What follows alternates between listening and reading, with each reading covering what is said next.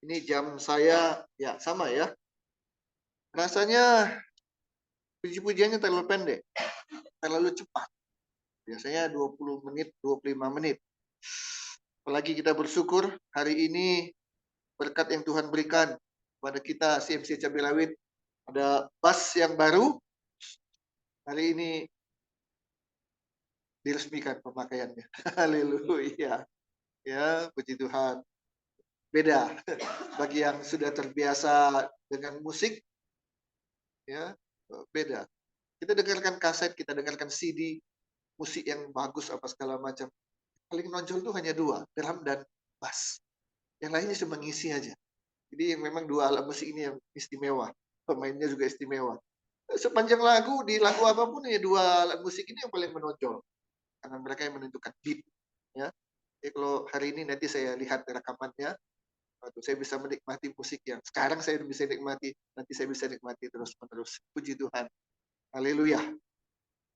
Saudara kekasih dalam Kristus, hari ini firman Tuhan berjudul mengatasi pergumulan hidup. Mengatasi pergumulan hidup. Hidup ini ternyata harus bergumul, saudara. Ya. Kita baca Ayub pasal 7. Ayub pasal 7.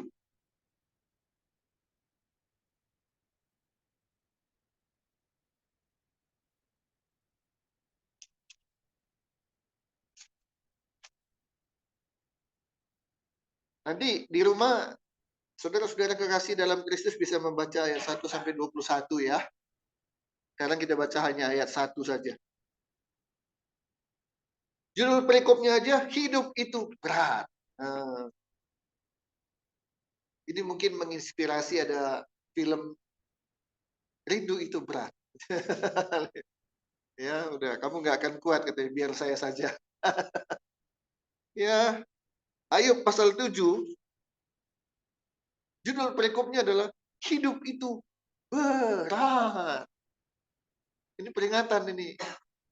Jangan merasa, wah apalagi sudah terima Yesus, hidup dalam Yesus, kemudian wah segala satunya bagaikan jalan tol, mulus, licin, lurus, kebut gitu ya. Nah, hari ini judul perikopnya adalah hidup itu berat. Kita baca sama-sama ayat satunya. 1, 2, 3. Bukankah manusia harus bergumul di bumi dan hari-harinya seperti hari-hari orang upahan. Haleluya. Tidak enak bacanya, tidak enak mendengarkannya, tapi inilah faktanya. Hidup itu berat. Kenapa? Karena manusia harus bergumul di bumi. Hari-harinya seperti orang upahan. Saudara pernah menjadi orang upahan? Tuhan kalau belum ya. Tapi kalau pernah bisa merasakan menjadi orang upahan itu, menjadi orang gaji. Ini bedanya upah dengan gaji. Nah, banyak mungkin yang tidak bisa membedakan, sama aja. Enggak. Ya, yang berkecimpung di dunia kerja, apalagi bekerja sebagai personalia atau HRD, tahu persis apa bedanya upah dengan gaji. Upah itu adalah untuk karyawan yang bayar harian. Itu disebut upah. Sedangkan gaji adalah penghasilan diperoleh bulanan. Jadi beda. Ya, upahan itu adalah harian. Jadi hari ke hari dihitung. Masuk 3 hari ya dibayar 3 hari. Masuk 4 hari ya dibayar 4 hari. Begitu. Harian. Beda dengan gajian. Itu udah bulanan. Gak masuk pun misalnya karena sakit, asal ada suratnya, tetap dibayar 1 bulan gaji. Tapi kalau upahan, biar kamu sakit, biar kamu mau sekarat, kamu nggak masuk, istilahnya no work, no pay. Nggak kerja, nggak dapat bayaran. Itulah nasib orang upahan. Orang upahan itu harus siap dimarahin, siap ditegur, ya,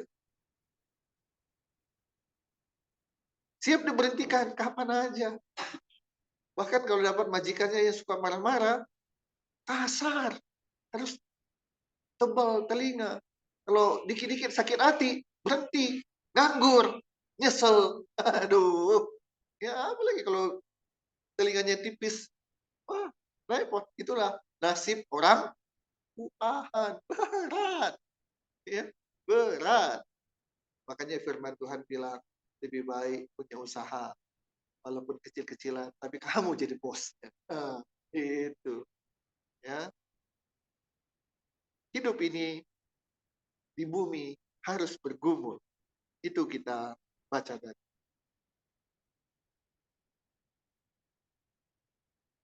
Bergumul, apa artinya bergumul? Gumul, itu kata dasarnya. Gumul itu gula. Gumul itu gelut. Nah, dalam bahasa Sunda ada ya, gelut ya. Gelut. Nah, Indonesia juga ada, gelut. Gelut dalam bahasa Sunda artinya berantem, berkelahi. Kalau orang Sumatera Utara bilang bertumbuk, ya, tumbuk-tumbukan, pukul-pukulan. Itu gelut. Tapi dalam bahasa Indonesia, gelut itu tidak hanya harus berkelahi, tapi namanya itulah bergumul. Melakukan sesuatu usaha dengan cara yang tidak biasa, tapi cara yang luar biasa. Itu bergumul. Kalau caranya hanya biasa-biasa itu belum bergumul namanya. Tapi kalau caranya udah demikian rupa, itu baru bergumul. Saya bergumul untuk mendapatkan kerjaan. Artinya, dia bukan nganggur seminggu 2 minggu. Dia bukan nganggur sebulan 2 bulan. Tapi mungkin setahun dia bergumul untuk mendapatkan pekerjaan. Saya nggak tahu dulu Yosua bergumul atau tidak. Setelah wisuda di perguruan tinggi yang bergengsi di Indonesia, ITB. Nah, dengan nama ITB aja orang, wow, anaknya pintar. Untuk masuk ke sana susah. Masuk susah, ada yang nggak lulus. DO. Kalau lulus, pintar. Bisa masuk dan bisa lulus. Menyandang gelar sarjana teknik dari mana? ITB. Yosua masih ingat berapa bulan nganggur setelah wisuda? Ya, nggak langsung. Wah, ada kan? Belum lulus, sudah ditawar. Oh, sudah milih. Mau kemana? Enak. Tapi Yosua lulus, tidak langsung kerja. Sekian bulan dia nganggur. Saya nggak tahu apakah waktu itu dia bergumul atau tidak. Saya yakin dia bergumul. Kenapa? Pergumulannya adalah, saya tidak mau kerja di perusahaan yang biasa-biasa saja Tuhan. Mungkin begitu doa. Karena saya tawarkan waktu itu, "Duh, Yos, kamu belum dapat pekerjaan. Udahlah, Papi iniin ke pabrik sajalah. Papi kenal banyak pabrik-pabrik." Dan betul, ada satu pabrik, saya bilang karena saya baru lulus dari ITB, "Oh, masukin lamarannya." Ya, belum masukin lamarannya, dia udah bilang, "Mak, hari ini tanggal sekian, jam sekian, anak bapak suruh datang. Yang wawancara langsung pemiliknya." Katanya. Wah, bukan HRD yang mewawancarainya, pemiliknya langsung yang akan mewawancarai karena dia tahu itu anak saya, gitu ya. Beda ini anaknya Pak Yunus. Satu, kedua lulusan ITB lagi kan. Wah, anaknya yang langsung pemiliknya langsung mewawancarai anaknya Pak Yunus. Udah enak nggak? Jalan tol nggak itu? Kira-kira berapa persen dia akan diterima? Rasanya hampir 100%. Nggak bisa 100% lah ya, 100% itu miliknya Tuhan. Hampir 100%. Apa Yosua bilang? Nggak mau. Nggak mau. Hah? Nggak mau. Orang setengah mati itu bisa masuk ke pabrik. Apalagi ini diwawancara oleh pemilik. Udah kebayang lah kira-kira posisinya nanti dia nggak langsung manajer, dia kan fresh graduate gitu kan, baru lulus. Tapi pasti itu sudah dipersiapkan nanti untuk posisi yang enak. Apa jawabannya? Enteng aja dibilang nggak mau. Hah? Nggak mau. Kenapa? Jawabannya, kalau hanya masuk ke pabrik gampang lah. Ya, artinya nggak perlu koneksi dari saya. Hanya kalau masuk di pabrik. Jadi dia bilang, saya mau kerja di perusahaan besar. Nah, pantes lah. Mau masuk ke perusahaan yang besar jelas tidak gampang. Itu yang terjadi. Saya lupa berapa bulan ya, kurang dari 1 tahun ya, kurang dari 1 tahun, 8 bulan kah, 9 bulan, selama itu nganggur, enak enggak? Ini masih bujangan, usianya berapa, 22 waktu itu, jadi ya tenang-tenang aja. Bayangkan orang yang sudah punya istri, punya anak, nganggur 8 bulan. Nggak usah ngalami, saudara. Nggak bayangin aja udah stres. Makan tiap hari. Sehari minimal 2 kali. Duit dari mana? Kerja enggak. Itu orang upahan itu betul-betul nggak enak, saudara. Betul-betul nggak enak. Itu gumul itu adalah bergumul, adalah melakukan suatu upaya dengan luar biasa agar sesuatu terjadi seperti apa yang diharapkan. Itu namanya bergumul. Kalau santai-santai bukan pergumulan namanya. Pertanyaannya, kenapa orang harus bergumul? Kenapa nggak bisa pakai cara biasa-biasa aja lah? Minta biasa-biasa, doa biasa-biasa. Kenapa harus bergumul? Harus menggunakan cara yang cara yang luar biasa. Manusia bergumul karena jelas ada masalah. Betul atau tidak? Kalau nggak ada masalah, apa yang harus digumuli? Tapi karena ada masalah, maka orang bergumul. Masalah apa? Satu, bisa masalah pekerjaan. Belum dapat pekerjaan, pusing itu. Yang masih bujangan, pusing. Yang sudah berkeluarga, apalagi kalau nggak kerja atau nggak punya usaha. Atau punya pekerjaan, punya usaha, tapi apa? Jalan di tempat, mandek. Pekerjaannya, saya pernah mengalami tahun 90, saya melamar pekerjaan di sebuah bank. Banknya nggak usah saya sebutkan namanya.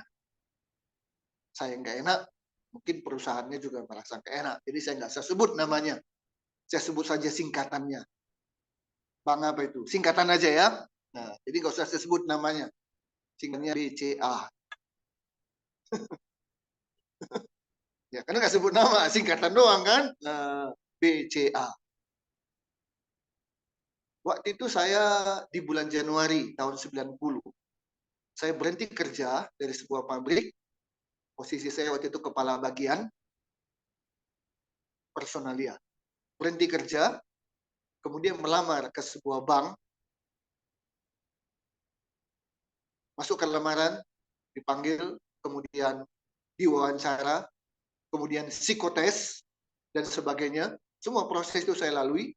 Dan saya melihat bersama dengan saya, ada beberapa orang juga yang melamar. Ada yang sudah pengalaman di bank ini, di bank itu, dan sebagainya.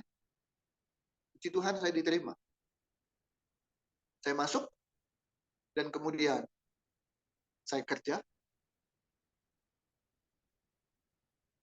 Masuk, tidak lihat matahari.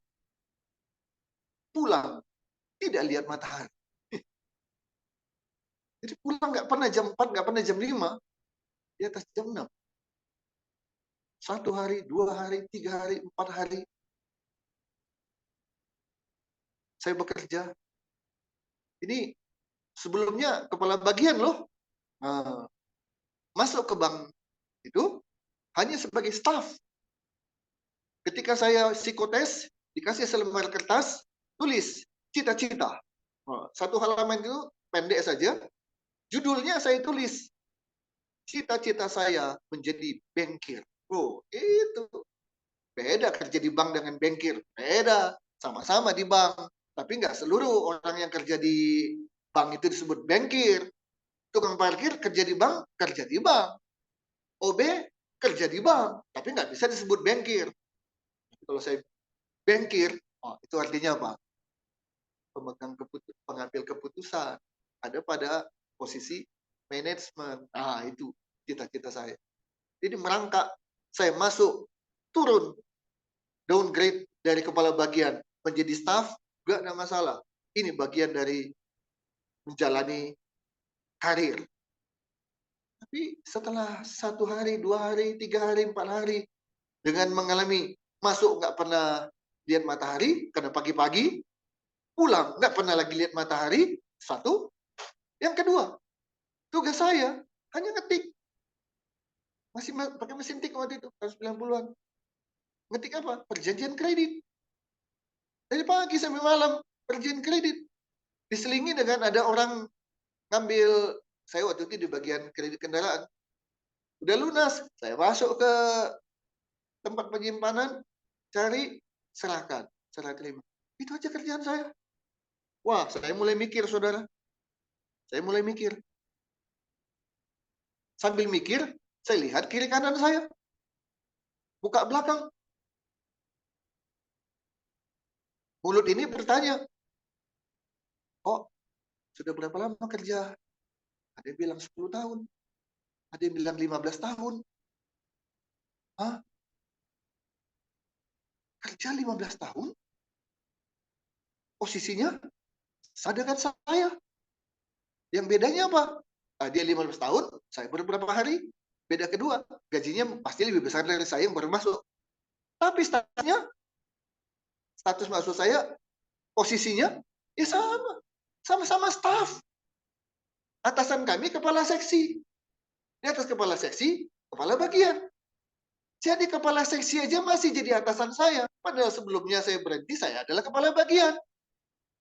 Mulai otak ini mikir, saudara. Apa yang saya pikirkan? Dia 15 tahun. Dan saya tanya, sarjana sama dengan saya. Itu bukan SMA dia. Sarjana. Iya, sarjana, kerja 15 tahun, posisinya masih jadi staff. Saya mikir, giliran saya kapan dong? Kalau dia 15 tahun aja masih jadi staff, lah kapan saya bisa mendahului dia? Bisa sih, tapi sekian banyak kiri kanan muka belakang saya yang sudah 10 tahun, 15 tahun. Logikanya kan mereka duluan dong daripada saya. Tidak gampang, saudara. Tidak mudah. Bekerja itu nggak gampang. Mengerucut. Semakin ke atas, semakin sedikit. Semakin ke atas lagi, semakin sedikit. Semakin puncak, semakin sedikit. Nggak gampang. Bekerja itu bisa stres. Sama. Berusaha, berbisnis pun sama. Tidak mudah. Tidak mudah. Bisnis apa aja, tidak mudah. Lewi nggak pernah dia ngalamin kerja. Nggak pernah. Dia nggak mau kerja. Dari dulu itu prinsipnya. Jadi maunya apa? Punya usaha sendiri. Bagus. Tapi naik turun, itulah. Yosef, saat ini bisnis kan? Bagaimana bisnisnya? Dia yang tahu, gitu ya. Dia yang tahu. Bagaimana perjuangan, ya? Bagaimana kesulitan? Ada kalanya, puji Tuhan. Tapi ada kalanya, ya, itulah pergumulan manusia. Ada pekerjaan, ada usaha, tapi hasilnya belum memuaskan. Jangankan punya kelebihan, untuk cukup dan pas-pasan aja, masih belum. Alias masih kekurangan. Apalagi pergumulan manusia, saudara. Suami dan istri bergumul. Suami bergumul untuk istrinya. Kenapa? Istrinya baik, betul baik. Cuma satu apa? Cerewet. Aduh, itu masalah itu bagi suami. Ya, nggak ada kekurangannya. Baik, semua ngurus rumah tangga apa segala macam. Wah, luar biasa. Sempurna dong? Enggak. Kenapa? Stres. Apalagi cerewet. Waduh. Tuh, coba. Ada yang bilang, gak apa-apa istriku cerewet. Yang penting dia baik. Oke. Nggak apa-apa dia cerewet, yang penting dia baik. Ini ada, dia sudah baik dan sangat baik, tapi cerewet. Macam-macam kesulitan manusia, saudara. Ada istri yang bergumul pada suaminya. Kenapa? Suaminya malas kerja. Ada nggak suami yang malas kerja? Ada nggak? Ada nggak? Ada. Itu bukan cuma di sinetron ya. Sinetron itu adalah cerminan dari kehidupan manusia. Ada suami yang malas kerja. Akibatnya apa? Istrinya banting tulang. Udah istrinya banting tulang, suaminya masih santai-santai. Ada itu, apakah bukan pergumulan seorang istri? Ada istri yang bergumul karena suaminya peminum, bukan minum air putih, bukan minum soft drink, tapi minum minuman keras. Kalau sudah minum bagaimana? Mabuk. Macam-macam yang namanya pergumulan dari istri. Sejujurnya mungkin kalau diadakan survei, lebih banyak istri bergumul untuk suami ya, daripada suami bergumul untuk istri ya. Sepertinya begitu. Ini memang ya, suami-suami bertobatlah telah dengarkan khotbah ini ya. Jangan bikin apalagi nambah pergumulan istrimu. Kurangi pergumulan ibu ya, biar dia bahagia dan awet muda. Apalagi pergumulan orang tua terhadap anak. Aduh, sampai ada yang pernah bilang begini. Orang tua bilang gini, kalau bisa kamu masukkan lagi ke dalam kandungan rahim ibumu, jangan keluar gitu. Sangkin, aduh ini anak diatur nggak bisa, diomongin nggak bisa, apa aja. Kalau nggak ngelawan, minimal dia ngejawab. Aduh, nah ini dia ya. Aduh, kesalnya kepada anak yang seperti itu, sudah disekolahkan, sudah diberi penghidupan segala macam, tapi udah gede, ngelawan, ngebantah, nggak nurut. Itu pergumulan dari orang tua terhadap anak.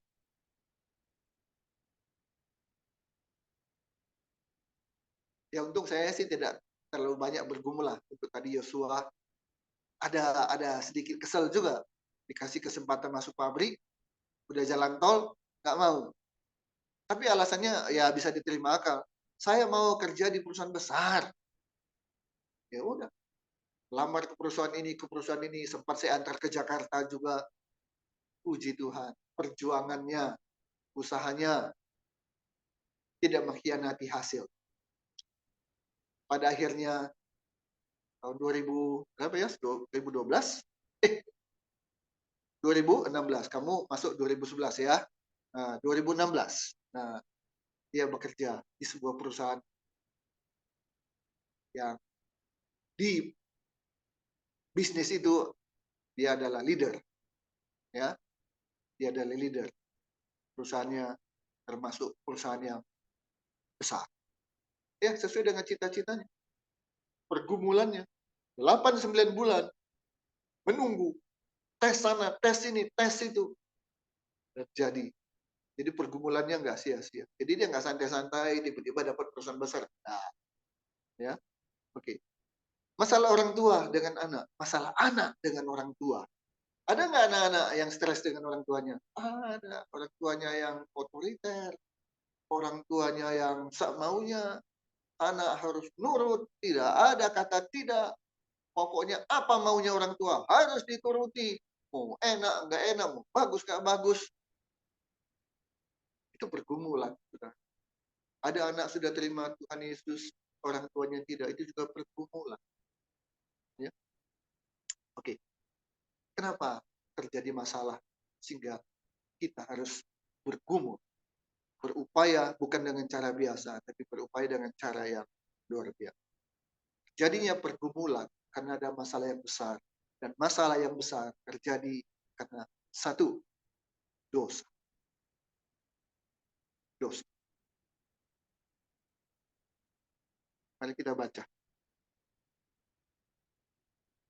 Kejadian pasal 3 ayat 16. Kejadian pasal 3 ayat 16.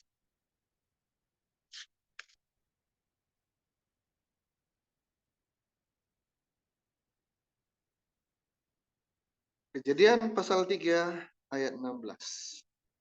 Yuk kita baca sama-sama. 2, 3.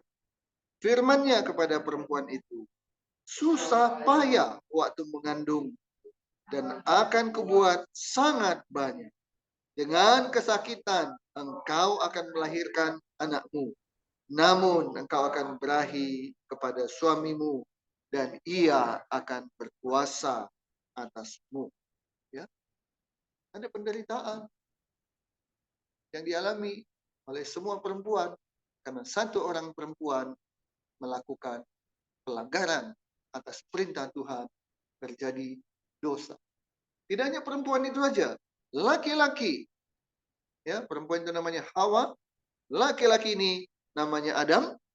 Kita baca ayat 17. 1, 2, 3. Lalu firman-Nya kepada manusia itu, karena engkau mendengarkan perkataan istrimu dan memakan dari buah pohon yang telah kuperintahkan kepadamu, jangan makan daripadanya, maka terkutuklah tanah karena engkau, dengan bersusah payah engkau akan mencari rezekimu dari tanah seumur hidupmu. Susah payah. Kenapa? Karena dosa, pelanggaran.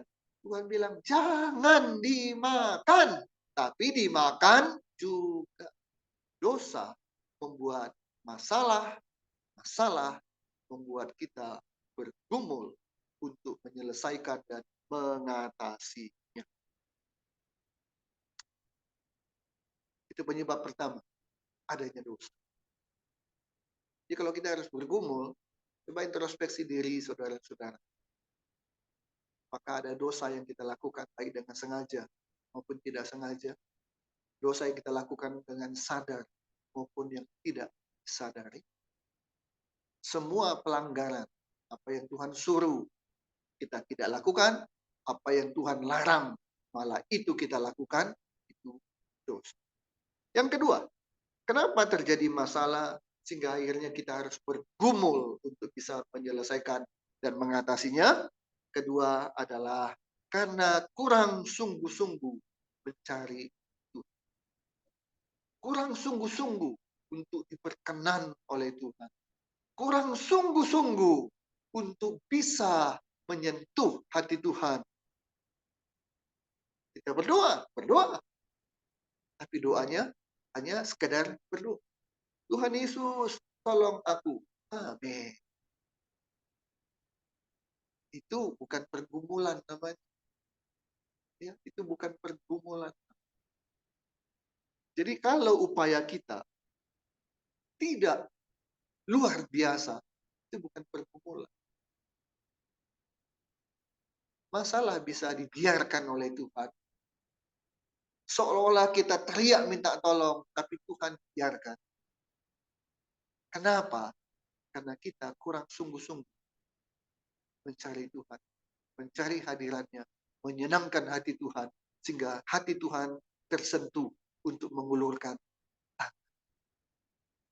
Mungkin kita bilang, bukankah aku sudah melayani Tuhan?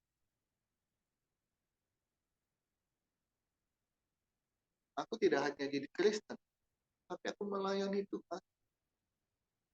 Mau jadi asyir, mau jadi kolektan, mau jadi choir, mau jadi WL, itu makin tinggi ya.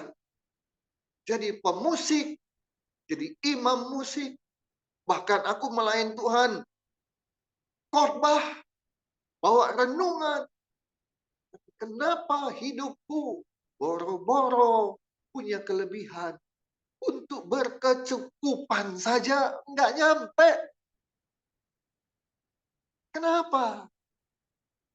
Tanggal 1 sampai 30, ngitung terus. Berapa masuk, berapa keluar. Kesimpulannya, kurang. Kenapa? Kenapa Tuhan? Apakah Tuhan tidak adil? Sampai saya harus mengalami masalah seperti itu.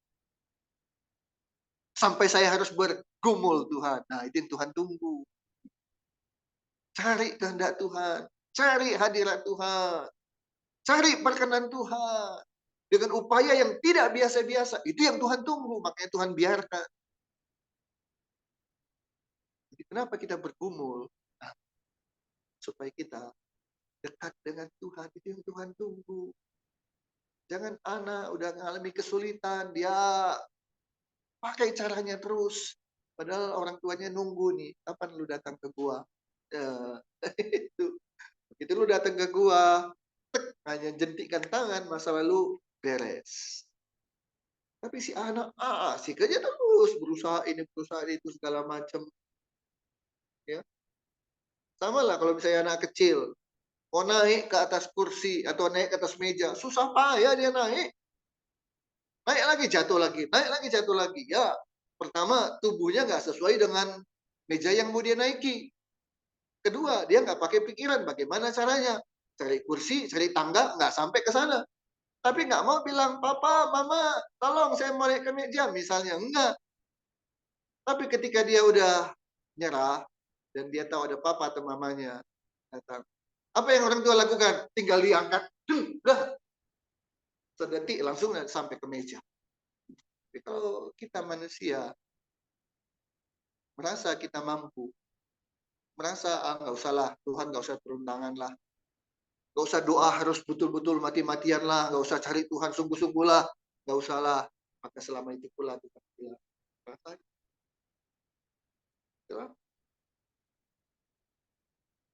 hari ini mari kita sadar, kenapa kita harus bergumul? Karena itulah yang Tuhan inginkan supaya kita dekat sama Dia. Menyadari tanpa Tuhan saya nggak bisa apa. Betul-betul menyerah Tuhan. Kalau bukan karena Tuhan, aku nggak akan bisa berhasil. Karena itu aku mengandalkan Tuhan. Berharap pada Tuhan. Tuhan turun tanganlah. Nah saat itu Tuhan bilang, ini yang aku tunggu. Masalahnya, sudahkah kita mau bergumul? Tidak sendirian, tapi bersama dengan Tuhan. Jangan keraskan hati lagi saudara. Tuhan minta kepada kita, Tuhan undang kita, ayo datang berlutut kepada Tuhan. Menjerit kepada Tuhan, menangis di bawah kaki Tuhan, maka Tuhan akan turun tangan. Yuk lakukan itu saudara, ya. Lakukan itu yang Tuhan tunggu. Dan lihat nanti, something happen. Sesuatu pasti terjadi. Apa yang terjadi? Berubah. Apa yang selama ini terhambat menjadi lancar. Apa yang selama ini tersumbat mulai terbuka. Apa yang selama ini sukar, nggak bisa ditembus, begitu mudahnya semuanya bisa. Kenapa? Tuhan sudah turun. Ada satu lagi, saudara, kenapa kita harus bergumul? Karena ada masalah. Kenapa ada masalah? Karena kita egois. Egois dengan gaya hidup kita. Gaya hidup yang bagaimana? Sudah tahu 1 sampai 30 atau 31 di jumlah jamble. Masuk sekian, pengeluaran sekian, minus. Sudah tahu itu. Tapi beli baju, nggak beli baju yang murah, beli baju yang bermerek. Beli dompet, beli tas, beli sepatu, beli ikat pinggang. Sesuatu yang tidak terlalu urgent, tidak terlalu prioritas. Tapi beli dengan harga yang mahal. Gaya hidup kita di depan orang banyak kelihatan seperti orang sukses, seperti orang yang banyak uang.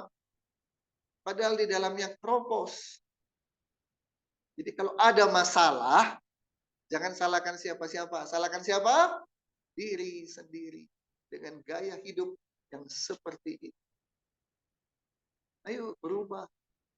Kalau tidak mau ada masalah, setiap apa yang diterima, pakai dan gunakan secara bijak. Saya mau ngaku dosa, saudara. Di depan Tuhan, di depan saudara. Apa pengakuan dosa saya? Ini gaya hidup juga. Tadi malam contohnya,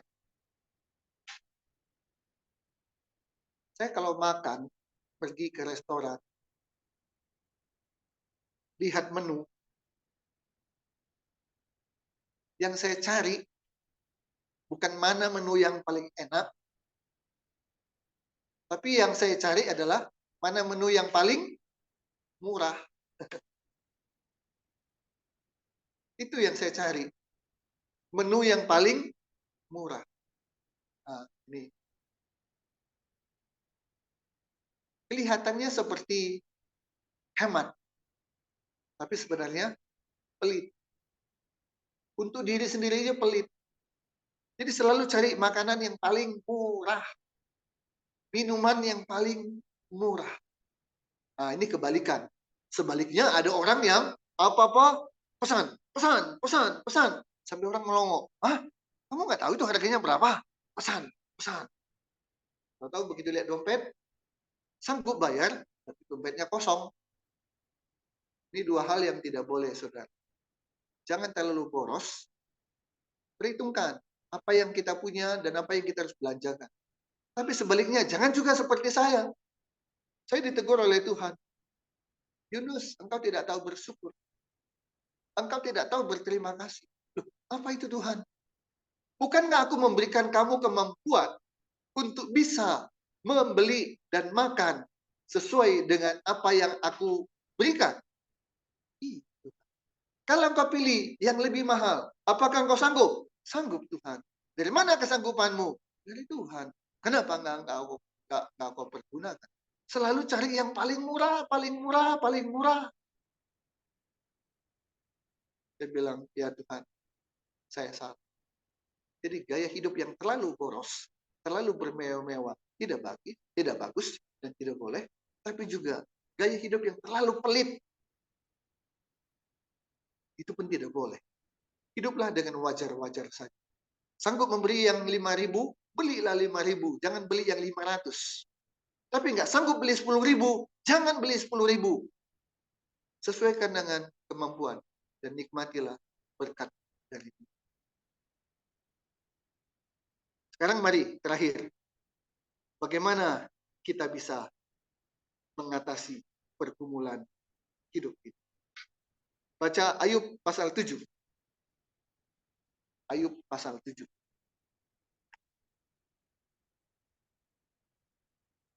Bagaimana kita bisa mengatasi pergumulan hidup kita? Ayub pasal 7 ayat 21.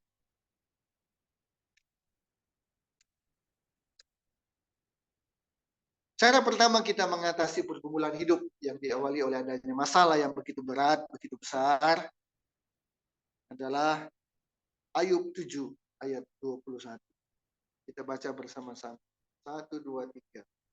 Dan mengapa engkau tidak mengampuni pelanggaranku dan tidak menghapuskan kesalahanku? Nah, udah ya. Situ saja. Ayat yang bagian itu saja. Mengapa engkau tidak mengampuni pelanggaranku dan tidak menghapuskan kesalahanku? Ini bicara pengampunan.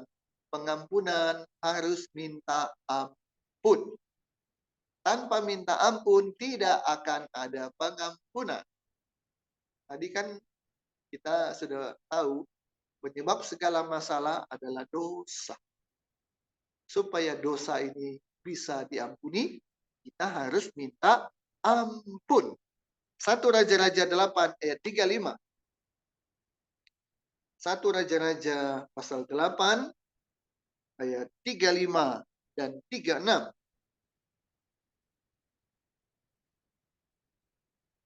1 Raja-Raja pasal 8 ayat 35 dan 36. Minta ampun. Ya, supaya Tuhan mengampuni. 1 Raja-Raja 8 ayat 35 dan 36. Kita baca bersama-sama. Sudah ketemu? Ya, 1, 2, 3. Apabila langit tertutup sehingga tidak ada hujan, sebab mereka berdosa kepadamu, lalu mereka berdoa di tempat ini dan mengakui namamu, dan mereka berbalik dari dosanya, sebab engkau telah menindas mereka. Setiap ada dosa, pasti ada hukuman, pasti ada penindasan. 36. Maka engkau pun kiranya mendengarkannya di sorga dan mengampuni dosa hamba-hambamu, umatmu Israel, karena engkaulah yang menunjukkan kepada mereka jalan yang baik yang harus mereka ikuti, dan engkau kiranya memberikan hujan kepada tanahmu yang telah kau berikan kepada umatmu menjadi milik usaha. Harus ada permohonan ampun. Mohon ampun. Saudara, saya tidak tahu apa yang terjadi dalam kehidupan kita. Saya nggak tahu. Tapi firman Tuhan hari ini katakan, masalah bisa terjadi karena dosa, baik dosa disengaja maupun tidak disengaja, dosa disadari ataupun tidak disadari, maka supaya hidup kita bisa kembali kepada seperti yang kita harapkan, minta ampun atas dosa-dosa kita. Yang kedua, kita baca ayat 37 sampai 39. Ya. Tadi pengampunan, sekarang yang kedua, bagaimana cara mengatasinya?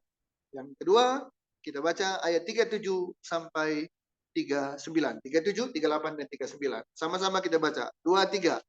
Apabila di negeri ini ada kelaparan, apabila ada penyakit sampar, hama dan penyakit gandum, belalang atau belalang pelahap, apabila musuh menyesakkan mereka di salah satu kota mereka, apabila ada tula atau penyakit apapun, lalu seseorang atau segenap umatmu Israel ini memanjatkan doa dan permohonan. Oke, sekali lagi.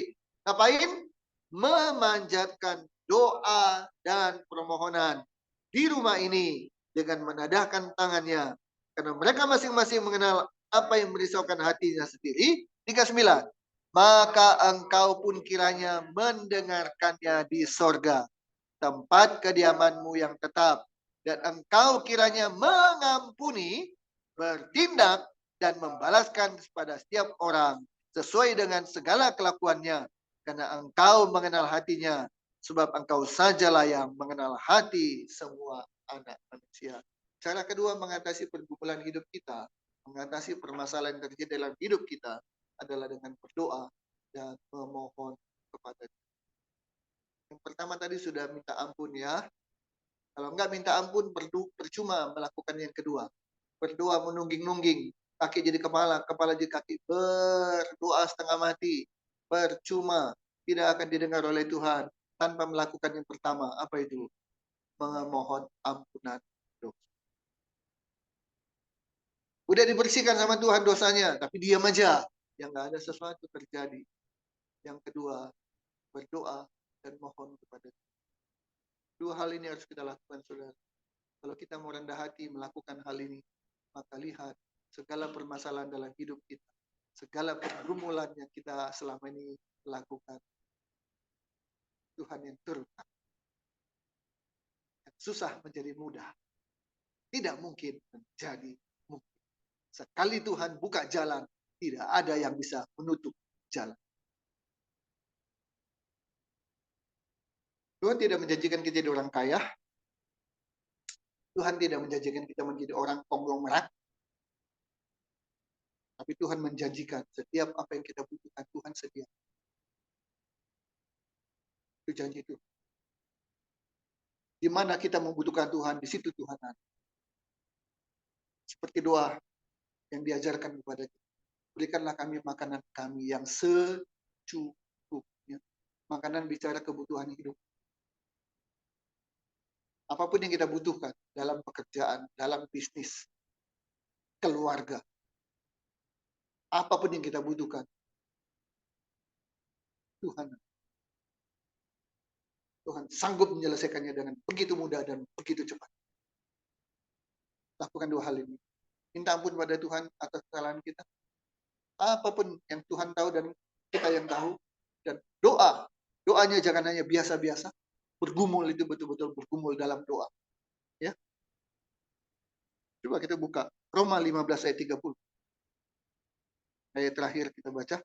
Roma 15 ayat 30.